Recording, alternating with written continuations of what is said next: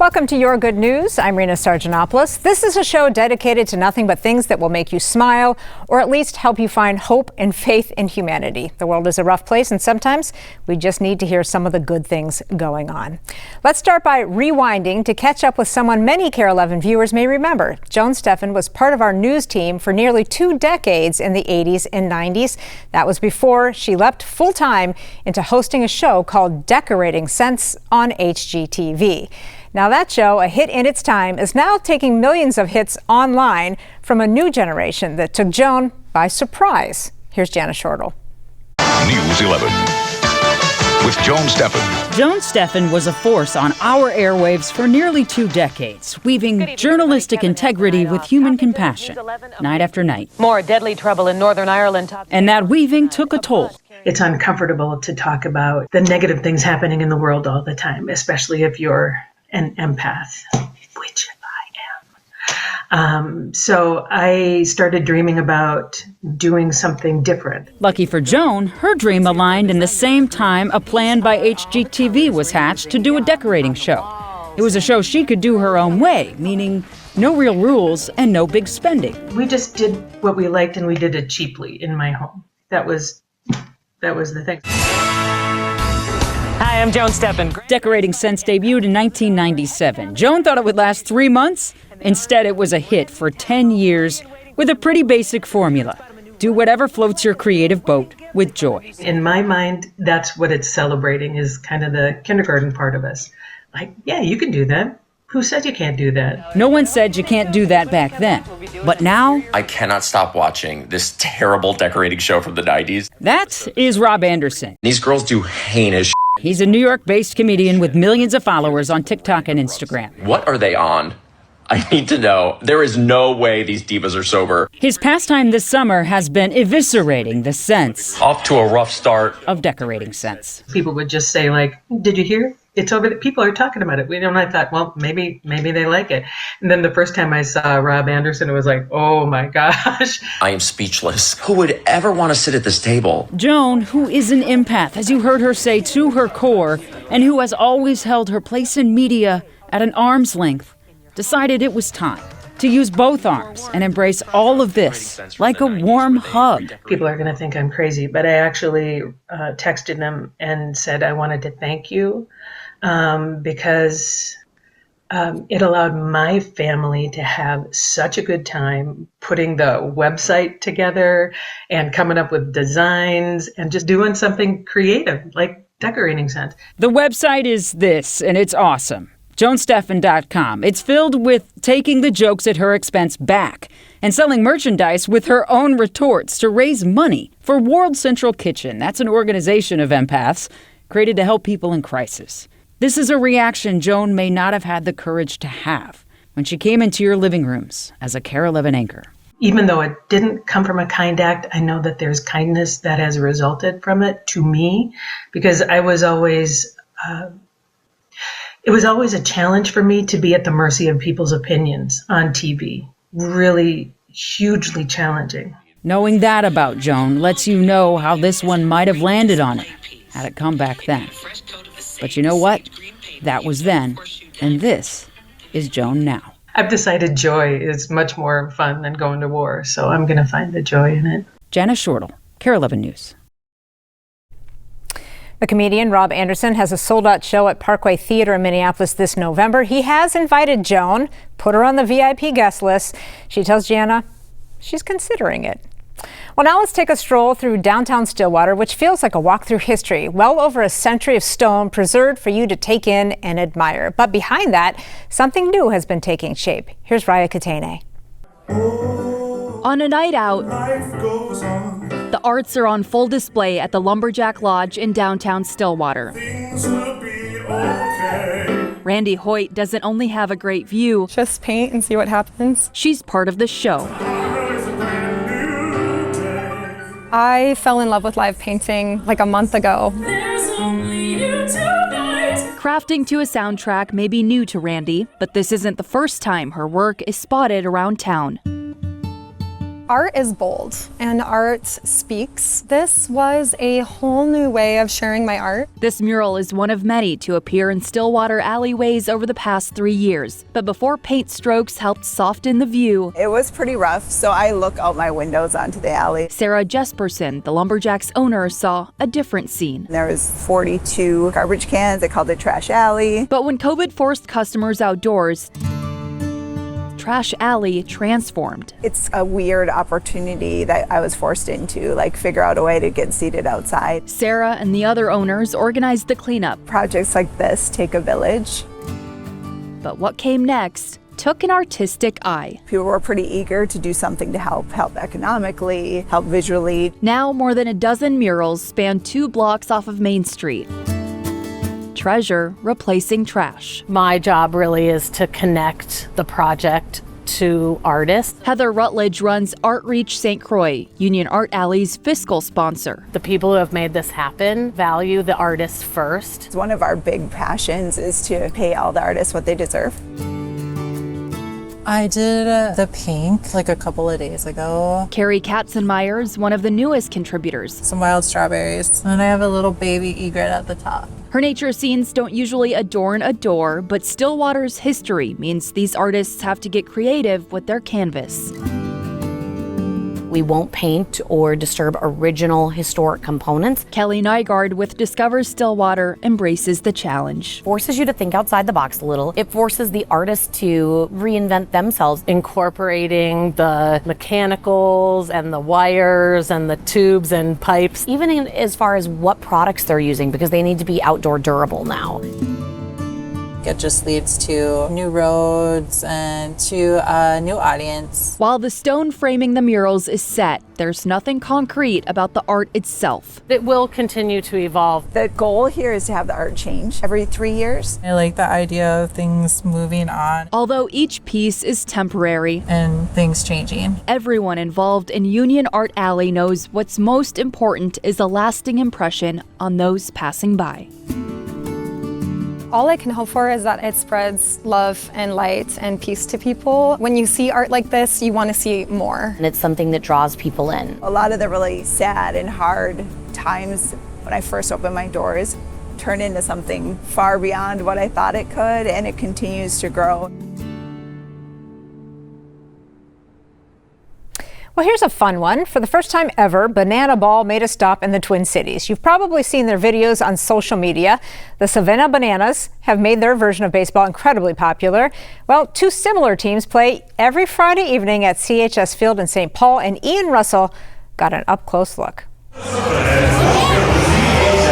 In a place used to the show, it was only a matter of time. Oh my God! Mom, I'm gonna be on the news! Before these guys would eventually come here. Everybody look casual. Banana Ball. This right here is the best jersey in sports. That's what you're seeing. That's what you're watching. Officially underway in St. Paul this weekend, Jared Orton, president of Banana Ball, is used to this. 10 years ago, when we were just trying to beg people to come to games, we would literally put like yard signs out on the streets like, please come to our game, 1 game tonight.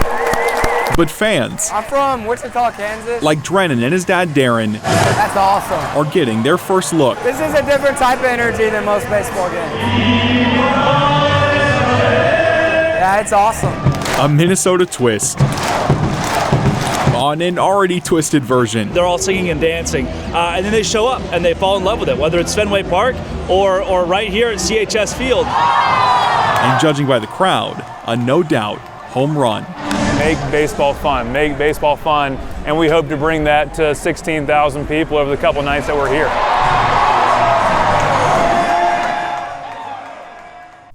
Just good, clean fun. Still to come, medical breakthroughs for birds and technology to hopefully heal people. But first, here's some of your good news that you shared with us this week. Kate and Terry First from Shakopee say we love our enormous magical tree in our front yard, and so do the Whiteys. The 3 in the tree and the 2 snuggling, making a heart with their tails are some of our favorites. When I looked up white squirrels in my photos, I have almost 500 pictures I've taken, so it was difficult to choose which ones to send in. We hope these pictures put a smile on your face as they do for us. Absolutely. So cute.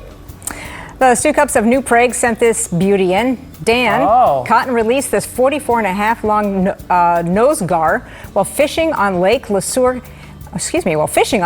LeSueur County with his mom, dad, Greg, and brother Joe on Saturday, August 2nd. That is a big fish. Those gars Good job, are really buddy. wild and cool.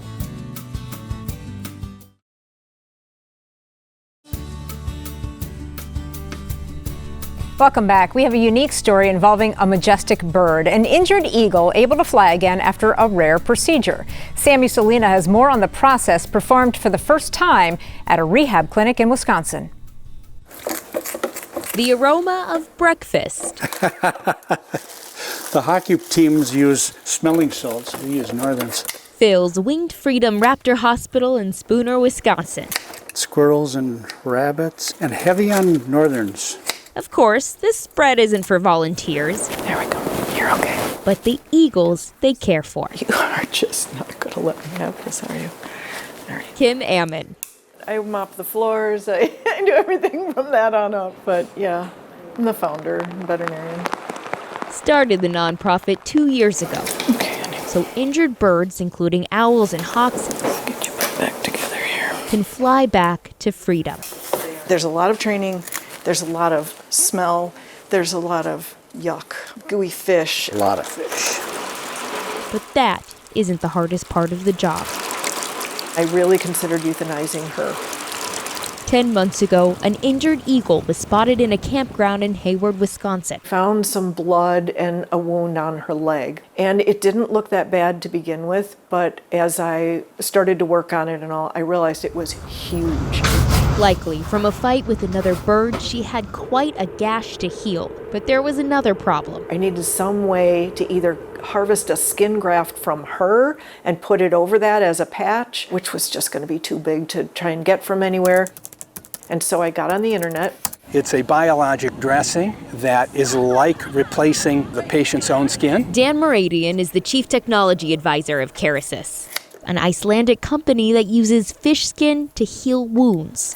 It's really a scaffold that the host cells, the eagle's body, grow into and just promotes the natural healing. So, if you are what you eat, yep, that's her. That's Kier. It only makes sense that Kier's best chance to be in fine feather, I just place it on, is an Icelandic cod. The area where I want. Humans use it too. Microscopically, looks identical to human skin. And so since it comes from the cold, clean waters of Iceland, it retains all of the useful structure and factors in normal skin. Still, Kier had to be treated for months, living a life opposite of what eagles stand for. They came to represent freedom and everything that's wild. When Kim retired from her traditional vet role, she made her dream a reality. Oh, yeah. Bringing a hospital like this to rural Wisconsin. It was retirement that allowed her to spread her wings. Now she's fighting for Kier to spread hers. She would let me do the treatments awake. It was this just very odd calmness that would come over her, and she let me treat this wound. It was her personality and her willingness to work with me. But that composure is no longer required. She took us for a good chase this morning. Finally, Kier is fully healed up. It's nice, thick skin. I'll probably start crying. And has an audience of volunteers who cared for her. She's excited, we're excited. She's ready to go. The price of her freedom is small. Yeah, I'm a little sad. Yeah, it was a little emotional kind of looking at her and saying, this is the last time I'm going to hold you and touch you. Ready? Compared to the reward of seeing Kier free as a bird. Bye, sweetheart. With photojournalist Mitchell Yale. Hayward's the other way. Sammy Solina. Yay! Woohoo! KARE 11 News. Along with birds and humans, the skin procedure has been used on horses, dogs, a turtle, and even another fish. Well, a medtech startup you probably never heard of just got a massive infusion of cash from one of the most recognizable billionaires in the world, Jeff Bezos. The Amazon founder is part of a group that spent more than $2 billion on a majority stake in a Plymouth-based company this week, and Ken Erdahl got a tour to find out why. A nondescript industrial park in Plymouth is home to one of the most buzzed about medical device startups in recent years. That is the natural sound of histotripsy. If that therapy doesn't sound familiar, histotripsy. Mike Blue, CEO of Histosonics, says that could be changing soon. The medtech company has spent more than 15 years perfecting this robot. Very subtle motions. Which produces ultra-precise ultrasound waves to target tumors in a new way. Millions of nanometer-sized bubbles that are rapidly expanding and collapsing, which ultimately is what is destroying the tissue at a subcellular level. We sped up this demonstration to show how quickly those bubbles destroyed this piece of sample tissue. Danica is removing the phantom with the treatment area, and you're just going to slice right down the middle. And less than 2 minutes later, that was a solid piece of fibrotic liver tissue. Now it's pate. Wow, that's wild. And this is for our physicians, the aha moment. They would tell you that there's no cellular debris, there's nothing really recognizable. It's dead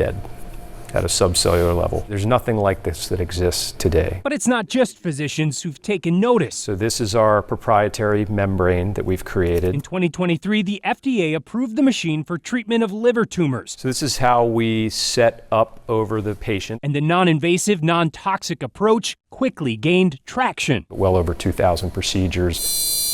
So far, about 50 U.S. hospitals have Histosonics robots in action, with another 50 on the way. The Mayo Clinic is a great example. They've just purchased their second system. The robots aren't cheap. They're assembled locally and require hands-on training here, too. But the investment is soon likely to go far beyond just liver tumors. So we've begun enrolling patients with primary pancreatic cancer and tumors. Early results are unbelievably encouraging. My dad passed away of pancreatic cancer. It's just a horrible disease. I wanted to ask you about that. That would be a game changer. Even if we can show that we are improving the quality of life, we put this patient in a better position than when they drove to the hospital. And we really believe in liver, kidney, pancreas, and well beyond, the answer is going to be yes. Now you've got a really robust bubble cloud. That also helps explain why investors, including Jeff Bezos, gave these tiny bubbles a massive yes this week. 2 to 5 billion? Exactly, a couple of billions. Does that seem real? No. In fact, the goal when I started was in the 200 million range. So we thought, if we could double that, that would be a really nice outcome. So $2.25 billion is significant, but honestly, we're just getting started. And if you're wondering what that new majority stake means for this nondescript industrial park. This doesn't look like a headquarters of a $2 billion.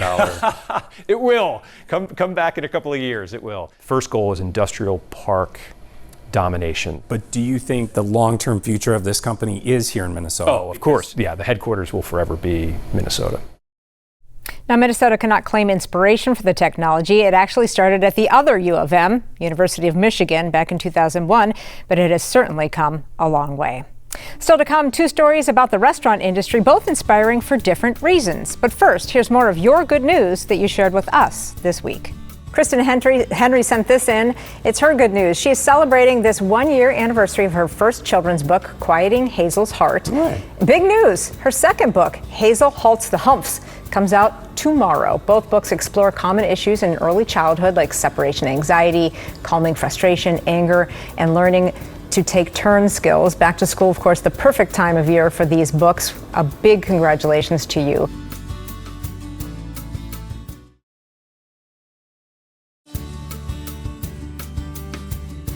Welcome back. If you love the North Stars, there's a new sandwich shop for you in South Minneapolis. North Star Deli opened earlier this summer in the Kingfield neighborhood. In the Behind the Business segment that Heidi Wigdahl does so well, she gives us a taste of nostalgia. At North Star Deli in South Minneapolis, you can bring it in, man. Come on. tradition lives on. That's with the nostalgic piece of it, where we keep the tradition. The tradition of the North Stars. It's the first thing I have for the North Stars. 37 years old. $2. Pedro Wolcott wasn't even living in Minnesota back then. I'm from Panama, and then we migrated to New Orleans. I'm a military kid. My dad was in the Navy. Back in the 90s, I was with the Army kids playing rollerblade skating, and I just learned about the Mighty Ducks. Fast forward to today. Lou Nanny, the ambassador of hockey for Minnesota. After moving to Minnesota, Pedro started collecting Minnesota North Stars memorabilia. The professional hockey team left in '93 for Dallas. Those are the chairs from the Med Center. Some of them have cigarette burn marks. Back then you could smoke. Pedro took all those pieces. How are you? What are you in the mood for? And put them into opening his Kingfield neighborhood sandwich shop. Every bite you're just like, oh man, this is good. It's not just a slice of nostalgia. We'll build them up. It's the whole sandwich. One of our most popular, the Madano, named after Mike Madano. This was his old neighborhood. And there's also one for Herb Brooks, built on bread from their neighbor, Patisserie 46. We're all about supporting small businesses. I like it. I like a small, kind of cozy place. I grew up in New York, and my high school hockey coach had a deli where all the sandwiches were named after hockey players, so it kind of feels like home. That's the point for Pedro. After earlier this year, he closed his North Loop restaurant, Wakaya Bistro. We feel like if you can't come in with your kids or your grandkids, and we don't want anything to do with it. It just makes sense for Pedro, who opened North Star Deli June 18th and had to close 3 days later. We were having our best creation yet, the North Star baby. Baby Sophia. They're now making new traditions here with family as their North Star. Thank you so much, man. I appreciate you. Thank you so much for coming. In Minneapolis, Heidi Wigdahl. Have a good one. KARE 11 News. Well, speaking of restaurants, the business is already notoriously tough. Imagine trying to run one when you're going through one of your most difficult times in your life. That is the situation that recently unfolded in Hudson, Wisconsin. But as Boyd Hooper reports, the town's teens not only rallied to save the cafe, but its owner as well. In Hudson, Wisconsin, there's a cafe. Urban Olive and Vine, how can I help you? With a reputation. My name is Lily Benzer and I'm 18 years old. Teenagers. My name is Tori and I'm 17. Lainey and I'm 16 years old. Lots of them. Yeah. Right now we're up to 30. Chad Trainer. So yeah, 30 teenagers. And wife Carol built their business with teen employees. I'm Acacia and I'm 17. 14 to 18 really. Joe and 15 years old. They soak up information. They want to learn. They want to do well. And then the teens who helped build their business saved their business. In this room on September 28th, she collapsed on the floor and had a grand mal seizures. Carol would spend the next 8 months in the hospital, mostly in Minneapolis, and mostly in a coma, with Chad bedside. Not once. I didn't ask one teenager to do anything extra. He didn't have to. They just did it. This is the pantry. For 8 months, their teens essentially ran their place. I don't really think about things very much. I just kind of go.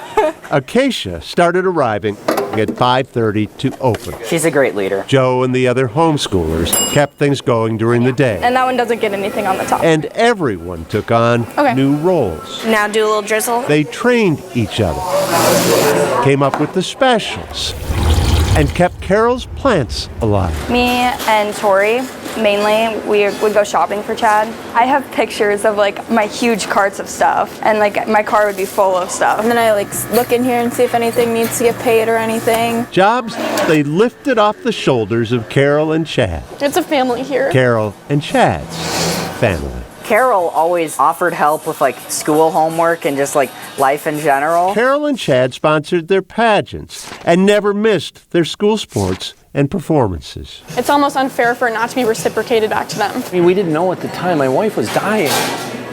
And they just thought they were helping out because she needed help. You know, they needed things covered till she came back. Carol did not come back. In May, she died at 58. She was just a really amazing person.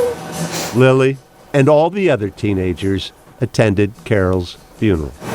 Then the teens got back to work, still pausing occasionally so they can lean on each other. I knew we would all not do good today. We're not even cutting onions yet. I know. Without them, the restaurant would not exist. Thank you. These kids became adults and ran our business and took care of me. Urban Olive and Vine can be found in the heart of Hudson. Will you leave a cup for me? Run by the teens at the heart of Urban Olive and Vine. I love them like they're my own kids. Boyd Hooper, KARE 11 News. Hi. Hudson. I'm Jewel. I'll be your server today. Chad says he stopped by the restaurant every morning at 4 o'clock to check in on things before leaving to sit with Carol, but went months without seeing most of his employees. He said he kept one young adult working so that the restaurant could continue to sell alcohol. The community of Hudson rallied too, raising more than $100,000 for the trainers in a GoFundMe campaign. All right, let's take a final listen to some of your good news that you shared with us this week. Kathy from Fridley sent in this picture of Casey. She says, is there anything sadder than a dog with a cone? Oh. Good news is now we get satellite reception for 250 TV channels. No, Casey, turn your head this way. No, Casey, don't move. Stay. Melissa Tesh sent in 2. She says, our son Henry getting sworn in. Our boy is going to be a soldier. You guys must be very proud. Meanwhile, her granddaughter, Princess Sawyer, serving up our salads. You've got a lot going on in your life there, Melissa. A handing of the baton, maybe. Yes, exactly. And Jason captured this gorgeous shot of a red-spotted purple butterfly. Wow. I honestly have never seen a butterfly this beautiful. He says this was in Lindstrom at his cabin on Croon Lake. I had to look it up. I was like, I've never seen anything like that before. That's It looks very like cool. It almost looks like AI because it's so beautiful. If you have one of those super high-def TVs right now watching that, I imagine that looks really cool. Right? We're seeing it from a screen, from like a 10-inch screen that's like, 6-7 feet away from us. So that could be really a cool. screensaver, It if could you be. will. Thanks for joining us for Your Good News. If you'd like to share your good news with us, we do it every day at the end of our 4 p.m. newscast. Just send us an email to yourgoodnews@KARE11.com and be sure to add pictures or video of what you'd like us to share. Do you have a new baby? Maybe your granddaughter got married? Maybe you beat cancer or you just hung out with some good friends. We still want to hear about it. Until we see you again, have an excellent week, friends.